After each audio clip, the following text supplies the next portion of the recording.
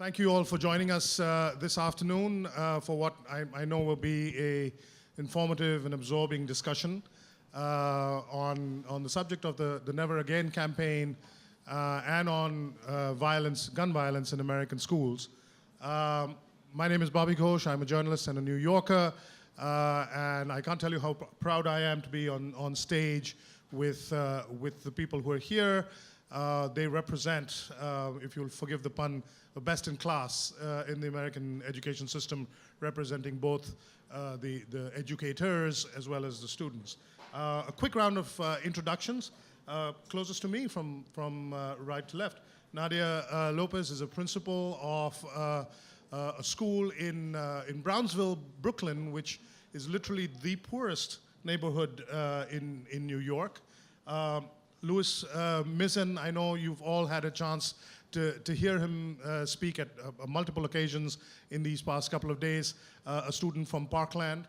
Then we have Mike Soskil, who's a teacher from Pennsylvania, and last but not the least, Mark Vondracek, who's a teacher from Evanston near Chicago. The three teachers, principal and teachers, are also they represent, as you can see from the badges, they were among the top 50 for the teacher prize. So they are really incredibly inspiring stories each of them has. But today we're going to focus our conversation on something that has, alas, very much been in the news, particularly in our country, but as a result of the scale of the horror all around the world. And that is gun violence in American schools, and the inspiring way in which the latest survivors of the latest attack from Parkland have responded to this violence and set off a national campaign. I want to do a quick show of hands. How many people here are from the US? How many people here are teachers from the US? How many are teachers from outside the US? Okay, for the benefit of the teachers who are outside the US, I want to start by asking Nadia to walk us through the additional challenge that so many American educators face. Those of you who are teachers from outside the US, you're preparing for all kinds of eventualities when you deal with your school year. In the United States, teachers have to deal with one additional eventuality, which I hope nobody ever has to actually face, which is the potential for gun violence. And how does a principal of a school and an educator prepare for it? So in 2007, I had moved from New York to the state of Georgia, and the first week we had to do a drill. It was the first time I had ever encountered having to do a drill if a shooter came in the building. No one had prepared me for that, and it was quite frightening. And it was interesting because everyone would have thought that because I was from New York, we were used to that. And the reality was that we hadn't done any drills like that. 3 years later, I opened up a school, and it became part of our norm. I had to go through training. We learned evacuations, shelter-ins. We had to learn about how to do a hard lockdown versus a soft lockdown. And you recognize that as a principal, your job is not just about collecting data. It's not just about making sure, children have what they need in the classrooms. Now you're becoming a first responder. And you're planning out who is going to do what in the event that there is a shooting in the building. Now, I live in the community that I serve is considered one of the most violent in New York City. And fortunately for us, we've never had to do a hard lockdown, which would mean that we have to shut down our school because there's a shooter coming in. But there are shooters outside of our building. In our immediate area of our school, we had a mother who, literally because of gang activities, we have more than 36 gangs in our community. There was a gang war, and a shooter shot from a building towards the school during dismissal. A mother trying to shield children was actually killed in the process. And she was the mother of 5. So it is oftentimes overwhelming. anytime we watch the news and we hear the story of a shooting, the question is, will we be next?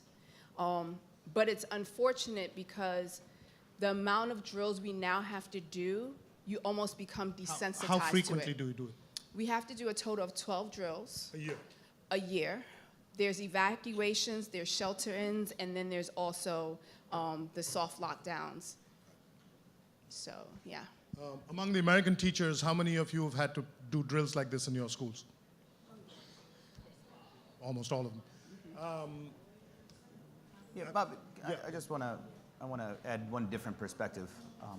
I'm an elementary school teacher, and I remember Sandy Hook, which was, I don't remember exactly how many years ago, but 2012, thank you. And it was a time when my son was in the same school building as me. And of course, that was a shooting that happened at an elementary school. And I remember afterwards thinking to myself, putting myself in that position, what if that were my school? Would I stay with the students in my classroom and protect them? Or would I do what every father's instinct would be, to go find my son? That is not a mental conversation that any parent or teacher should have to have. Louis, you have a very interesting perspective to this because you lost the mic. Can everybody hear me? Yeah. Okay. So you started your studies in the UK and then you moved to the US 3 years ago? So originally I moved in 2009. Yeah. And I spent 4 years in the States before my mom brought back to the UK, and I was there for 18 months, and then we went back to So America. you've been in both kinds of schooling systems where there are drills like this and where there are not drills like this. Yeah, So in the UK, the worst drill you really prepare for is a fire drill, and that's, on America it's completely different level. The idea you have to prepare for talk to me a little bit about your first exposure to this kind of a drill and what went through your mind. Well, the first time I ever experienced a lockdown drill was in elementary school. How old were you? I was in 4th grade, which is year 5, so I'd say maybe 10. 11, Yeah. And the school shut down because a father had phoned a nearby school and threatened to come in and shoot at people if he didn't get custody of his kids. And I remember we were in lockdown for like 2 hours after school. So that was my first experience with it. And then obviously you watch on the news, you see all the other shootings at schools that happen around the country. Thanks for sharing that. I wanted everyone to get a sense of what that feels like, and that's why we started the conversation here. But one of the challenges for teachers is prevention. What do you do early enough in the process that it doesn't get to the point of this sort of a lockdown? And this is also a challenge. All teachers have to look out, no matter where in the world you are, all teachers have to look out for troubled kids and kids who might do stupid things. And having been a student who would fit that description myself, I know that teachers throughout my schooling years would keep a special eye on me. I grew up in India. But in the US, Mark, if I can bring this to you, identifying a student in trouble has an additional, potentially deadly dimension. How do you prepare for that? How do you legislate? It's a wonderful question, and one that I think everyone, including myself on the panel here, would say that we need more training in that as teachers. The training that we currently get, at least at my school, is we have to watch an online 15-minute video. How do you identify signs of depression, some of the mental health aspects that students might be undergoing. Coming into your class, when the first week or two of school, when students are brand new to you, and I teach in high school, so I'll have 120 students a year. And these are kids that it's the first time you're meeting them. You don't know exactly what their history is, what their norms are. And over time, it's kind of more or less common sense. You just kind of look for changes in attitude, changes in attendance, changes in how they handle assignments and work, the quality of their work. But it's terribly difficult. And for me, when I was in school, I was a very quiet, shy kid. And there's lots of quiet, shy kids out there. You know, at some point you have to start questioning in this kind of environment and with these fears and with these potentialities out there. You know, are they quiet because they're just a quiet person? Are they quiet because they're depressed? Are they quiet because they're being bullied? And that runs the risk of turning to violence at some point.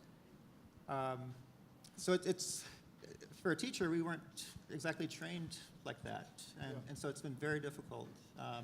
Yeah, because one of the challenges is, okay, this is a kid in trouble. This is a kid that might do harm to themselves, which is, I think, a universal problem with teenagers you have to watch out for. But this is a student who could do harm to others is another level. And at what point do you say, I don't want to take a chance, I just want to report this to the authorities, just in case, even if it's a 1 in a million chance. So judging those things, that's got to be incredibly difficult. I spend a lot more time now during breaks or during passing periods in the hallways. You know, you just want to overhear conversations that are taking place, and it's looking for any little signs that you can. And you know, when students are new to you, you don't know if they're part of a gang or part of a group that is bullied or is doing bullying to others. Yeah. You know, I started my career in Chicago, and so we were just kind of told back and forth between the veteran teachers and new teachers some of the gang signs and graffiti to look for, not just in bathrooms, but on folders.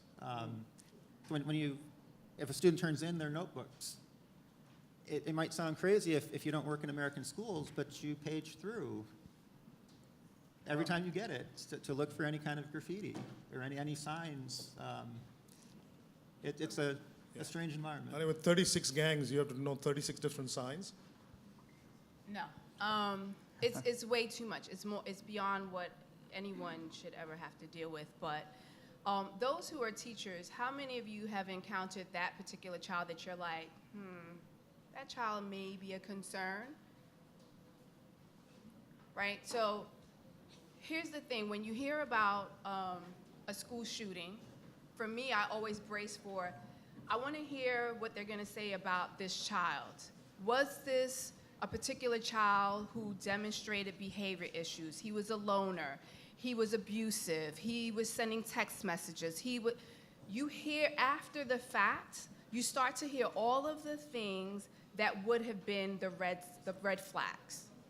And we had this discussion yesterday that in the school that I was an assistant principal before I opened up my school, there was a particular young man who I didn't know who he was. He was in 8th grade, but he came into the school and he was fairly aggressive, like just how he interacted with kids. So I asked some of the teachers, tell me about this young man because he just seems a little off.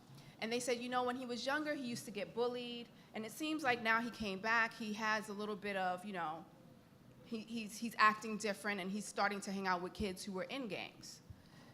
And a couple of months later, he gets into a physical altercation with a young lady, and he literally throws her into a chalkboard. That chalkboard then breaks and exposes the brick behind it. So in New York City, we have suspensions, but we have to put it online, and it can be either principal suspensions or superintendent suspensions that would deem that child having to go to a hearing but removed from the school building. I put it in, we were denied a suspension. I literally call and I say, I'm so confused. He physically picked up a young lady and pushed her into a chalkboard. Please help me understand why he didn't get a suspension. Well, you know, it's typical that these kids can sometimes get a little aggressive, but is she bleeding? Does she have any broken bones? And I said, do we need to wait for that? So fast forward, this child continuously became aggressive. I intervened, calling the parent, explaining to them what my concern, and I said, bottom line, this is what I'm concerned about. I don't really know your son, but I'm concerned that one day he will either end up in jail or he will be killed or he'll kill someone because he's too angry and someone needs to do something. And it's one of those things that I don't know if the teachers in here, if you've ever tried to talk to someone and say, there's a problem, and no one's listening. 2 years later, this young man ends up in a park and shoots up the park, and someone dies. So for me as a principal, when I opened up my school, the most important thing was we have to develop relationships with these children. If you have a sign, if you have an inkling that maybe there's something wrong, please let me know. I don't want to hear, you know, he sounded like. I need to know as the principal. I find that I have to do a lot of work of holding everyone else accountable because there are no supports. There's no mental health supports. There's no real training for teachers. And my background is in nursing first, so I went through psych nursing. So I'm familiar with the signs. But psych nursing and being on a psych floor is totally different from the protocols that you can do when you're in a school. So I have to advocate. And even now being here, I've been advocating for my team because we have a team who's troubled. But the reality is that our schools don't have the capacity. And there are children who, like you said, the opening day is that you want a safe school. Every teacher should feel safe. Every child should feel safe, and we should know that at the end of the day, we are all going to go home safely. Louis, can I ask you, in your school, did you feel that there was an appropriate complaints mechanism? Do you feel that there was a possibility for you to report behavior among a classmate that would be troublesome? And the flip side of it, having gone through what you've had to go through, what else would you do now to heighten the awareness? Well, one of the things that was noted about this was that there were a lot of complaints. This kid was expelled. Yes, of course, yeah. I think one of the problems is, especially as teenagers, we're very hormonal and very emotional, and so it is quite difficult. Like you said, you try and look for differences. It's quite difficult to look for those differences because we're emotional, and it doesn't necessarily mean we're going to do damage, but it's just we're going through something at the moment. It's probably nothing. We're just trying to get over it. And so looking for those anomalies is quite difficult. There is a complaint system. Obviously, you can report bullying, and the shooter was a bully. But you never expect it to lead the way it does. And so there's also the stigma about snitching. And I think that is huge in high schools, and it's the reason students don't often report. Is the reporting system anonymous? Yes, but even then, it's a lot of times because you're not going to report. Most of the time, you're not going to report solely based on you. You're going to talk to your friends about it and then do it. And a lot of times, maybe your friends tell you, "Oh, it's not that big a deal. Don't worry about it." And it's also, mentally, you think maybe it isn't that bad. Maybe I'm just overreacting. Maybe I'm just being hormonal. And so, I think even if you have those systems in place to report, it's getting the kids to report it that's going to be difficulty. And I think that's unfortunately where more of the pressure falls on the teachers to look for it. What would you do different if now going back to school? Is there anything that strikes you that could be done different going forward? I think at a school level, no. I think the school did everything it possibly could. I think maybe, the police and the FBI made their failings, fixed those. But I think in school, I don't think there was anything else they could have done. Mike, your school is a little more rural than Chicago or New York. What are the unique challenges in schools in small communities like that? So yeah, we're much more rural. Our total population of our town is about 2,000 people. So it's a very small town, although we're only a two-hour drive from New York City. Guns are very pervasive in our culture, in the area where I live. There's a lot of people that hunt. They rely on it for food. And I think there's probably more guns per capita than most places in the world up in our area. And the conversation around this issue is very difficult because it's so nuanced, right? It's so complex. And the conversation looks different in Nadia's area and in Mark's area and where you're growing up than it does with me. And one of the things that I really worry about in this debate is that we get very binary, right? We focus on one aspect of this issue and we get binary and we argue about that. And then someone else says, no, it's not the guns, it's the mental health issue. And no, it's not the mental health issue, it's the identification issue. And it's all of those issues put together. And unless we come up with a comprehensive strategy where we stop fighting with each other over each of these different issues, we're going to continue to not have anything done. And I think that's the frustration that I would think that all of us feel up here on this panel, and I think I speak for most Americans and most American teachers, to say that the frustration is that nothing has changed in the past 20, 30 years, since we've been dealing with these issues. And so I think the point that I'm trying to make, most importantly, is the need for nuanced conversation. And I think that's why we have a great panel here, each of us coming from different backgrounds. But we need to make sure that we're reaching people who feel very passionately about gun ownership in areas like mine, but also the needs that each of us have in our individual school districts. I'm not in the school system. I don't have a child in the school system, but as an outsider within the United States, it feels that this most recent case in Parkland has tipped something, that a certain critical mass has now been achieved, mostly because of the extraordinary work that these kids have done since the attack, their extraordinary response to it. And we'll get to that in a moment. But I want to know from the two teachers and the principals here, has Parkland changed the conversations that the parents are having with you in any interesting way? I would say for me, it hasn't changed because gun violence is something that we deal with on a day-to-day basis. We have a lot of shelter in, and what that means is that usually around between the 2 to 3 o'clock hour when our scholars are supposed to leave the building, there's a shooting. And it could literally be that a class is about to go outside or they're outside, and we have to grab children and bring them back in because it becomes a safety issue. So you have a community that has now become desensitized because it's just what everyone else considers abnormal has become their normal. And it's day to day.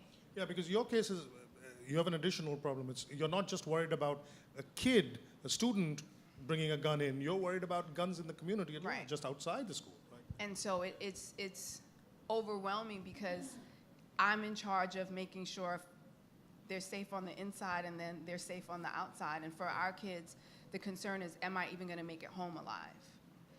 So, but in terms of the constant conversation, it's important that all of us, teachers, students, principals, are given the opportunity to be at the table. I think that there's not enough voice. And so when the measures come down and it's said to us, the solution is to arm people in schools, I'm like, do you understand that there are people in schools who are not mentally, have the capacity to have guns? Yeah. And that becomes a concern because as a principal, for the past 8 years, I have someone come in twice a week to provide mental health services to my staff members, just a counselor, because everyone has baggage, and at any given moment, an adult can snap as well, right? So, there's different ways of approaching this, and we need to just make sure that our schools are safe. Like in a rural community, are the conversations changing? Well, I think Nadia brought up a good point before about desensitization, and I think that's happened to us as a country. I think certainly in your community, but I think as a country that has happened. I think the difference this time is the work that Lewis and his classmates are doing, because facts don't move people. You have to reach someone's heart before you reach their head. Mm-hmm. And when you're out speaking, when your classmates are out speaking, people see their children in you, and they identify with that. And that fundamentally changes how they view this issue, because they put their child in your place. And so yes, I've absolutely seen a change in dialogue, not among everybody. There are still people that we have to reach. But I think that's why you've seen this have sustainability. I think that's why you see the NeverAgain movement really having legs, and that's why I'm so hopeful. It is the work that these kids are doing that gives me hope that the next generation is going to empower the rest of us to make real change. Mark? Yeah, the one thing that's changed in the conversation with parents I was with a group of parents at an event at our school. It must have been about a week and a half after the tragedy. And it's this idea of having armed teachers in schools. Yeah. When the President of the United States comes on TV and says, this might be a good idea, let's maybe try it, that set off the parents. That's what's new in this particular conversation that I can't recall ever coming up over the past 20 years since Columbine. I think because of the heightened awareness and the fact that it's been a number of weeks and the story is still there, again, because of the work of the students. This too hasn't really happened before after many of the school shootings in the past. It lasts for a week or two and then it kind of dies off when other stuff is happening, a short attention span. But there's a new fear among students. I'll give an example that happened just 3 days ago at my daughter's school. She's in high school now. And the school had to send out a message to all parents because that morning when the buses were bringing the kids in, they noticed that police were arresting somebody on the side of the road, just about a block away from the school. And immediately on social media, rumors started that the police are arresting somebody who was coming in to shoot up the school. He was being pulled over for a traffic violation. But the students are so on edge that these rumors just start immediately. That should not be the case for teens going to school, which is supposed to be arguably the safest place in their lives, in their young lives. Right. Louis, so I think I'd like to talk a little more about the NeverAgain movement. It's been truly eye-opening to see how the kids from your school have responded to this. Many schools have sadly been attacked. Students have been deeply traumatized. They go on television the first couple of days and then they kind of vanish. Tell me a little bit about how your peer group decided that that would not be you, that you would not fade away in the ways that others have. Well, I think there's a number of reasons for it. I think the first is that most of our senior class was born late 1999 or 2000. So we grew up after Columbine. We grew up with mass shootings in schools as part of our lives. And so we are at an age now where we can speak out because at Sandy Hook, they were too young.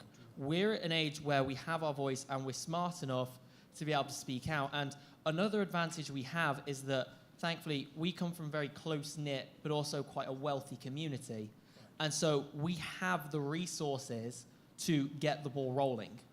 And the fact that the media came and said they were looking for a story, and my classmates went out and searched for it. And I think that's what kind of got the ball rolling. And because we were so educated on it, the day after the shooting, we were supposed to have a test on interest groups. Now we're going toe-to-toe with one of the biggest. So we prep ourselves before we go into it. Before we went up to Tallahassee to speak with the state legislatures, the NRA came out and said these kids don't know what they're talking about, and AR-15 is not an assault rifle. AR does not stand for assault rifle. So obviously, we made that mistake. So you can imagine on the 7-hour bus ride up to Tallahassee, all we did was research gun laws. So when we went in, we knew more than they did. And that's kind of nice because, we've become so educated on the subject because, 17 kids in a close-knit community, even though it's a massive school, it's 3,300, so that's more than your town. Even though it's this huge school, nobody wasn't affected.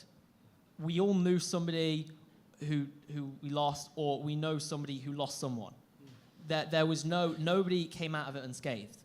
And so as a community and as a students, we kind of decided, no, we're not going to let our school go down as a statistic because there are statistical generators for school shootings now. Yeah. And that's kind of how desensitized this has become. And that's why we decided, almost as a collective student body, that we were going to draw the line in the sand.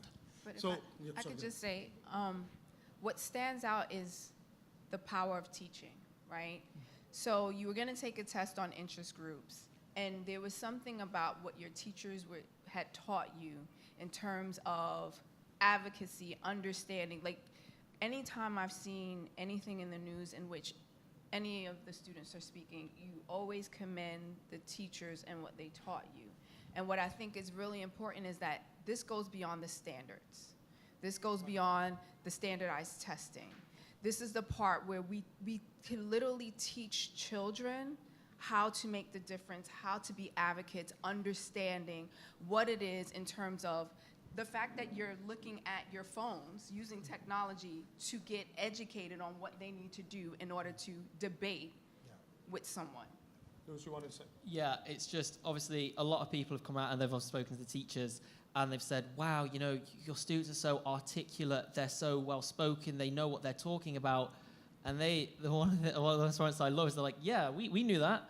It's just the rest of the world didn't, and now they do. Right. And so I think a huge amount of credit has to go to our teachers. They've been phenomenal. They were phenomenal before this happened, and the support we've gotten from them since has been even better. And just as they've inspired us grown-ups, I'm sure they're having an enormous inspirational effect on students.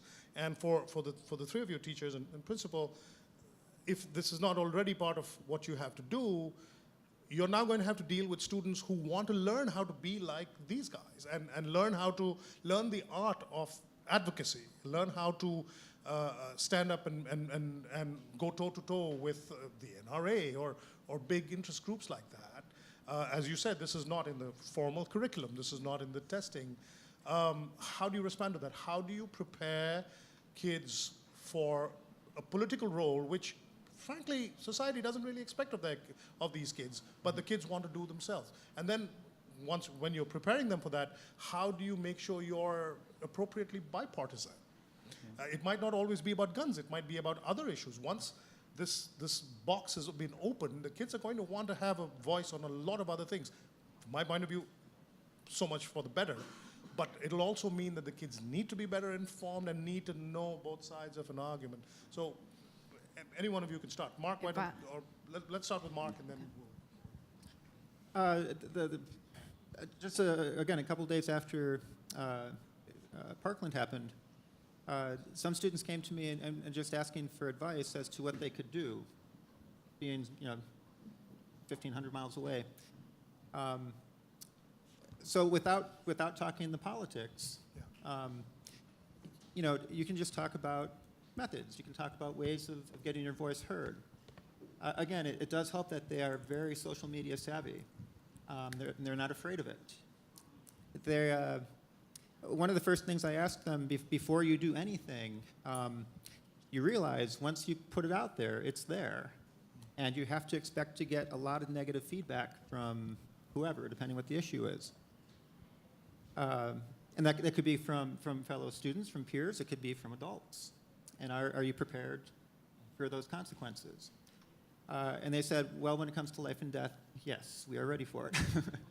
And so they started, some I know have signed up and they're registering people to vote. They're registering their peers. I work with juniors and seniors.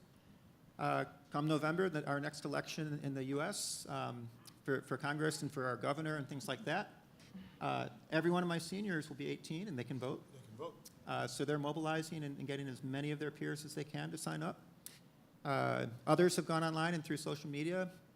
They wrote up templates of templates to write letters and emails to their congressional representatives, to our state legislature, to our governor. They immediately started talking, well, we have to get our parents on board. And so they're all approaching the adults. They're trying to get other teachers on board. Our student organizations, a new club was formed specifically to get politically activated. Now, a different story might be, it's interesting for elementary schools. Yeah, so coming from an elementary environment, certainly it is a little bit different. And I would start by asking this question to the teachers in the room. What is the purpose of school? If it is not for empowering kids to make a difference in their world, then what are we doing? I mean, this is what school should be about. This is why we have kids learn in the first place. We want them to make a positive impact on their community, whether that community is local, national, or global. And it should be driven by what they're passionate about. And certainly, you had a terrible reason to be passionate about this, but you were doing an amazing job of using the learning that happened in school to make the world better.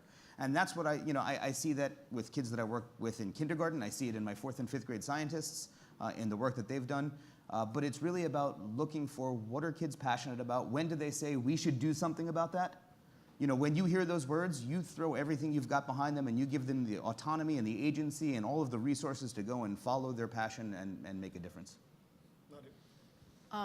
Fortunately for me, I am a school leader, and I opened up Maharajas Academy, and although it is a district public school, not a charter school, I'm audacious enough to say that our curriculum reflects developed advocacy and social justice. I have to force my teachers to think outside the box, to create curriculums that already embed this into our practices, because they have been so caged and trying to get through the curriculum that's going to prepare kids for a test. And I'm like, that's not what we're doing. We're preparing them for life. And so my kids dissect whether it's the elections. They're middle schoolers, right? But I need 11, 12, 13-year-olds to understand now so that when they do turn 18, they are informed and they want to go out and vote. And I want to empower my teachers to know that this is the type of work we need to do. Our kids need to be able to leave any spaces that we're educating them prepared to articulate themselves, to be able to engage in conversations and collaborate, because this is real-world situations. And we're building the next generation to become the advocates, because the reality is that they're the ones who are actually making the difference.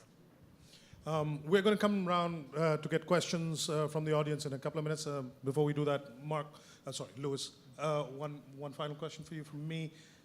Are students elsewhere in the United States, maybe elsewhere in the world, reaching out to you guys to learn from you or asking you for advice and tips?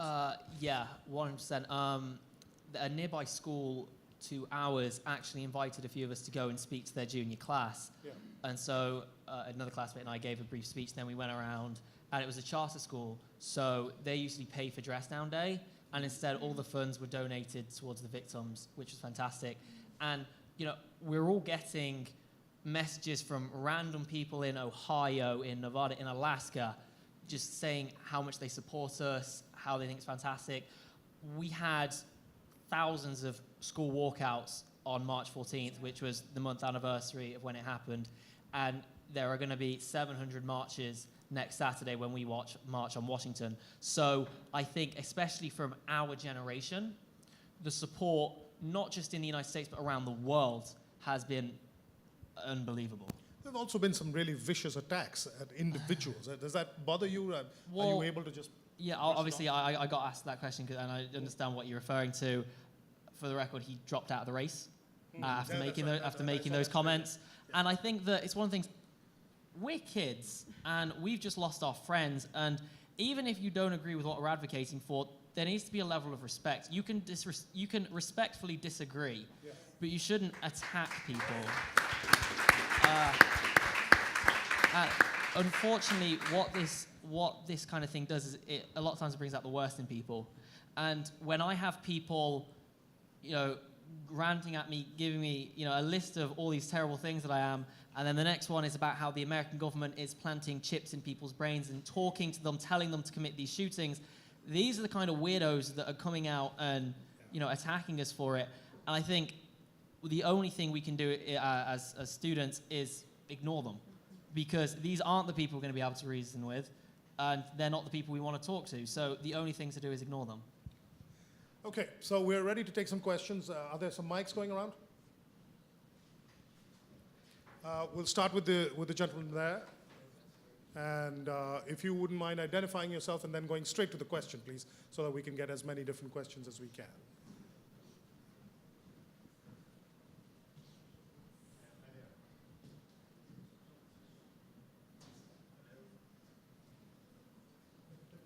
This is a small enough room. Maybe if you spoke up. You know what? Here. Yeah, I'll just raise my voice. Thanks. Hi there, my name is Tariq Ali, I'm from Scotland. The worst massacre that ever happened in the UK was the Dunblane massacre. It was 16 kids shot. That was 22 years ago. After that time, the UK government banned handguns and brought in quite strong legislation. What's it going to take in America to ban certain type of guns? I know you're up against the NRA, but what is it going to take? Would you like to take that first? Anybody want to? Anyone If want not, to take we'll that? That was a great, really hard question to start with. I think you need to reach out, especially because I don't think we're going to change the older generation's minds. I think those are set in stone. But I think if we can, this whole conference is about education. If we can educate the next generation about the dangers of it, about what's happened, and why there is no real valid reason to have certain types of weapons, then I think then you can finally make a breakthrough. And so it's not going to happen in the next few weeks. It might not happen at the midterms. It probably won't. It'll probably be a 5, 10, 20 year. It'll probably be a life mission for a lot of us. But I think eventually, when the next generation is old enough to make that change and to become the world leaders, that's when we're finally going to be able to make that change. Yeah, I think education is certainly one of the answers. And as teachers, we want our students to become critical thinkers. And all of us, I mean, how many times have we talked about this at the conference over the past 2 days? A lot of the pushback in the United States to some of the reforms that are being proposed is irrational. It's based on emotion. And I don't mean that in a negative way. I just mean that it's not based on logic and fact. And we really need to make decisions based on reason. And if you're going to have a certain point of view, you should be able to back it up with hard facts. And one of the real problems in the United States is that this issue is not even being studied. Our CDC is not even allowed to research this issue to get those facts that we need. Yeah. And I think having a younger generation that demands research-driven, fact-driven decision-making would be important. Other questions? Just put your hand up and ask. Yeah.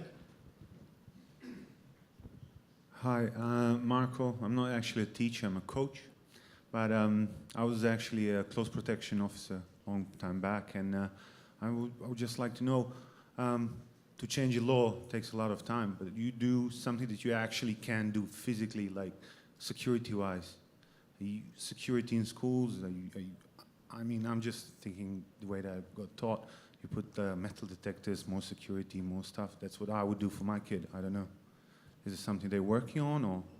Well, obviously, there's been a lot of discussion about school hardening, and in the bill that Rick Scott, the governor of Florida, passed, there was about increasing the number of BSO officers at school based on the number of students. And obviously, that's a huge, step forward, and we needed that. But we're also an open-air campus, and there are multiple entrances. Obviously, since it happened, there's only been one because it's much more difficult to get in and out of school. But the amount of money it would cost to give every school metal detectors and to secure the campus in the way that you would an airport, the funding just isn't available. And I don't know where you would get that from. And I think there's also the fact that kids shouldn't be sent to school in what is effectively a war zone. They shouldn't people shouldn't be armed, teachers shouldn't be armed, and they shouldn't have to put their bags through metal detectors everywhere they go. Because that destroys the educational environment, because it adds to the anxiety that's already present in most teenagers if they're walking into an environment where they don't feel safe despite the extra protections. So really quickly, in New York City, though, we have schools that have been identified that have metal detectors. And it's based off of if those schools have had a high number of incidents that would require metal detectors to be put in. So you usually have high schools that have that. And in terms of safety officers, we have safety officers. They do not carry guns. And that's one of the great debates in our school system, because it just becomes the policing of children in schools that no one wants to happen, because, again, it's about having a place where children feel safe, but we are a reactionary society. In the event that there is a shooting, they may have another discussion and say that, for immediate protection of children, we do need to have police officers. So. I'm from the U.S., but I've been over here 7 years, and I remember we had safe zone labels at the schools, and no longer can we say that, and we do have the money. My husband was military for 22 years. Anything they want, they can get for the military. That's a lie that they're telling us. They do have the money to provide and change laws now. They just are not willing to give up what funding they're getting for the NRA or whomever they're getting the funding from. And no, I don't think that every school should have metal detectors. That's like having a prison going to school, and I think education shouldn't be that. And as the adults, we should not even wait for these kids to take over. We should do something now. I mean, we're letting the kids lead us. So what are we adults going to do about it? I mean, they're looking to us, and we're like dropping the ball here. Well, I'm not going to say I'm subscribing to that. I think that there are places throughout the U.S., around the world, that people are advocating. There are no cameras. There's no one telling that story, unfortunately. When you have children who have been traumatized, who go through a tragedy, it gives an opportunity to highlight that, you know, it's social media, their stories are being told. And so we can't take away from that. The question becomes, now that this is happening, what are we gonna do? How do we now say this is the opportune time to engage in discussions, to push the ball forward and say that these are the things that we're going to demand? Because it is unfortunate that we had to waiting for other people, whether it's the politicians, to do something. We're part of a community. It is our responsibility to do something. I mentioned before that we need to have nuanced, complex conversations. And you mentioned the NRA and funding. And I'd like to just say, one of the real problems that we have is that our politicians are not doing the will of the people. They are doing the will of special interests, whether that is the NRA or any other special interest. You know, for every politician taking money from the NRA, there's politicians taking money from this special interest and that special interest, not doing the will of the people. And that is something that as Americans, we need to rise up and say, no, we need our politicians answering to us.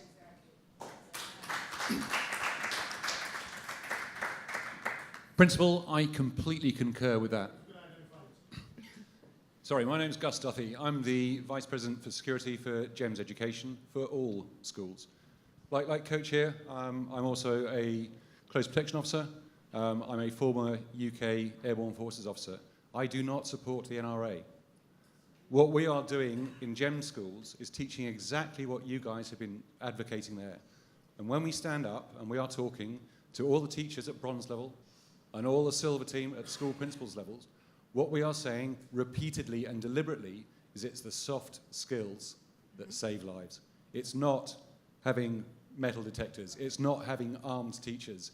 It's having the teachers and the soft skills so that the child who understands that there is something wrong can come to the teacher or the janitor or whoever to say something is wrong, this needs to be escalated, so it can then be dealt with before it becomes a problem and a trauma. Yeah, but no, that's a very interesting point, and I'd love for you to respond to it. But that only addresses the problem of violence from within the school. In the United States, there is also the potential for violence from random adult walking into a school, choosing a school as a target, which is not something that you're having to deal with here. But anyone want to pick up that? Schools are the heart of the community. What happens in schools gets reflected outside, and that's where we start. We start by making sure that schools are based in love and compassion and empathy and all of the things that teachers do so well. And that will radiate out. It may take time, but that's where we start. Go ahead. Hi, my name is Varsha, and I'm a student here. So I get that banning guns and gun laws is something in long-term solutions. It's something that requires a lot of debate back and forth.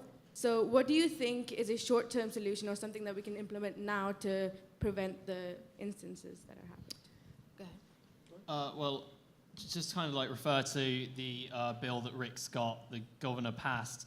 It happened only a couple weeks after we went up to Tallahassee, and so maybe 3 weeks after the shooting. And it addressed a lot of issues that were less controversial than banning assault weapons. It increased background checks. It increased funding for mental health. It raised the age to 21, which the NRA is now suing the state of Florida over, even though handguns were already at 21. So what happened was it's a lot of small steps that we're taking. And I feel that by raising awareness, that's one of the biggest aids in making sure this doesn't keep happening, because all of a sudden everyone is on lookout. Everyone is tense about it could happen to them now, because we've kind of brought it into so many communities around the United States that they're now actively looking for it because it's been such huge news. And so I feel like, especially short term, there is a greater protection because there is a greater awareness about it.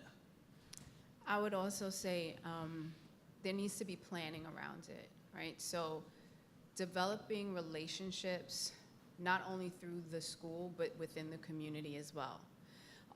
Schools simply don't have the capacity to provide mental health support, so who's the mental health support community-based organization that maybe can come in to provide workshops to the students, the parents, the children?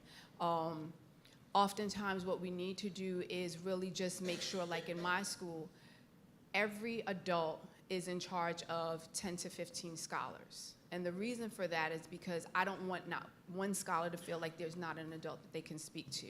So whether it's the guidance counselor, myself, my assistant principal, the secretary, the janitor even comes up, whoever, everyone has a hand on children so that they can find someone that they can either trust, or an adult will say, you know what, I recognize that something's a little different about these scholars. And we have weekly meetings as well for check-ins.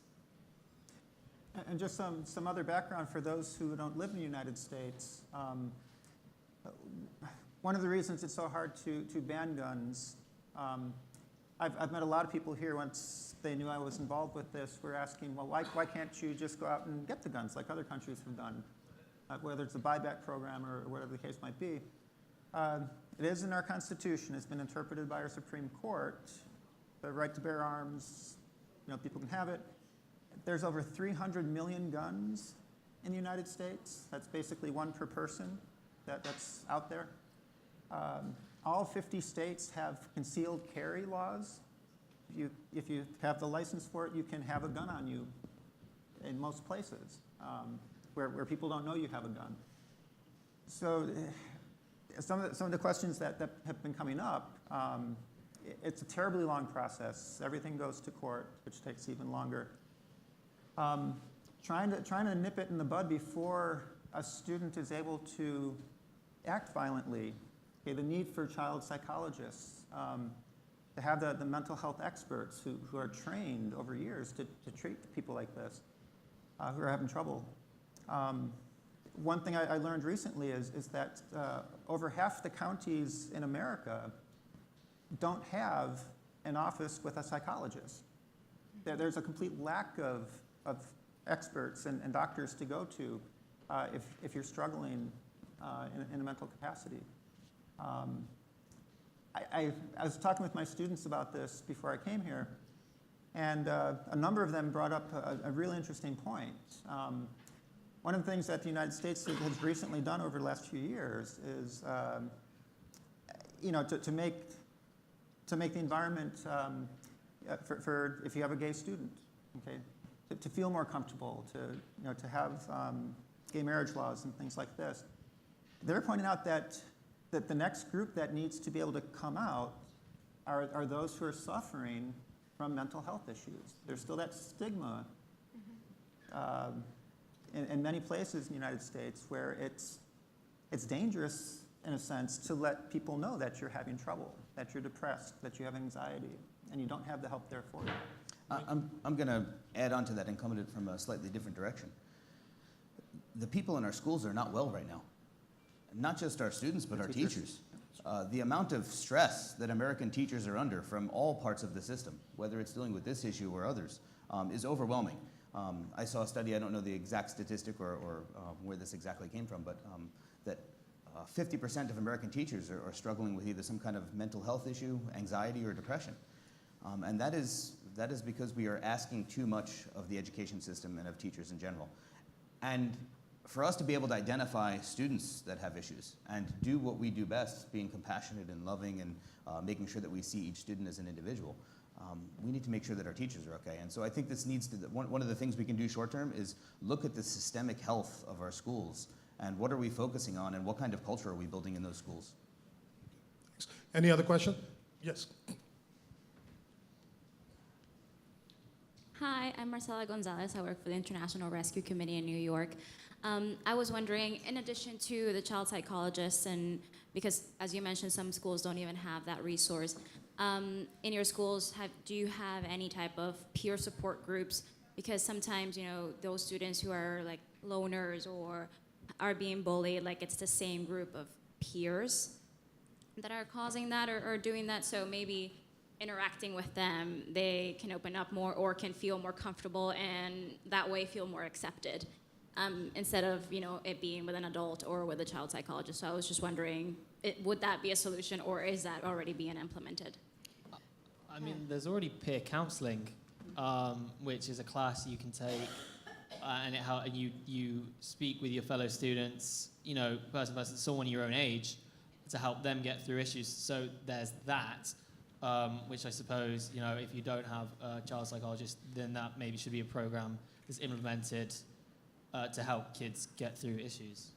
My 8th grade mentors my 6th graders or the 7th graders, and we have a lot of teams, sports teams or just clubs, and within those groups, they also have been assigned a mentee, if you will, to check in, and then those individuals check in with an adult to let us know what's going on. But the reality is that even in the community that I'm in, mental health issues, it's a lot. We have a lot of children who deal with post-traumatic stress disorder. We have a lot of children who, at the age of 2 or 3, have been identified with manic depression and are bipolar, right? And so children are taking medication at a very young age. They're not able to cope. So I literally have a relationship with the vice president of a local hospital. I have a meeting when I get back to talk to them about my concern that my scholars and their families, their needs are not being met. And I'm gonna hold them accountable because I feel at the end of the day, I'm expected to do everything and all things every single day, even when I'm sleeping. And if something happens to one of my scholars, the question is always gonna be, what did you do or what didn't you do?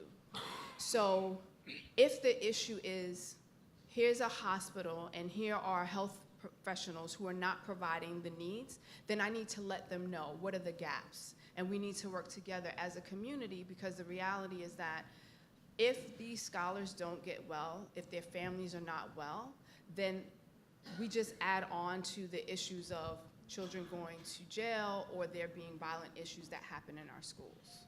Mike? This is an incredibly difficult question to answer and get a consensus for American schools because we struggle with terrible inequity in American schools. There are schools that have great opportunity and great resources to get involved in this issue and make sure that students are well. And we have schools that are struggling to be able to provide pens and paper and pencils for kids. And they obviously are not able to get involved in these areas. And equity issues are something that we're going to have to deal with if we're going to deal with this issue as well. Okay, thank you all for coming and joining in the conversation. Ladies and gentlemen, your panel.